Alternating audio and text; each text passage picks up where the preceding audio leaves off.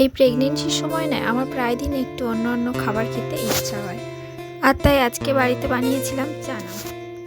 এতে শসা, টমেটো, পেঁয়াজ, ধনেপাতা, লঙ্কা আর সাথে নিয়েছিলাম ঝুরি ভাজা। আর এর সাথে একটু মুড়ি আর তেলে ভাজা নিয়ে আজকে টিফিনটা খেয়ে নিয়েছিলাম। আর তোমরা জানো এখন সব জায়গায় রাসের মেলা হচ্ছে, তাই আমার বাড়ি থেকে রাসের মেলা বেশি দূর নয়। আর সন্ধ্যে থেকে আমার মনটা এতটাই খারাপ হয়ে যাচ্ছিল যে ভাবছিলাম রাসের মেলা দেখতে যাবো, কিন্তু এখন তো আমার যাওয়াটা ঠিক নয়, তাই বাড়ি থেকে কেউ যেতেও দেবে না। আর এদিকে আমার বর আমাকে হাসানোর জন্য বারবার বলছে তোমাকে আমি নৌকা ভাড়া করে নিয়ে রাসের মেলা দেখতে নিয়ে যাব। যেখানে যা মেলা অনুষ্ঠান হয় সেখানে গিয়ে গিয়ে আমার এমনই একটা হয়ে গেছে যে কিছু হচ্ছে সেটা শুনলেই আমার আর বাড়ি থাকতে ইচ্ছা হয় না। কিন্তু এবছরটা আমার আর কিছু করার নেই। আর তারপর ভাবলাম আমার রাগ করা ঠিক না।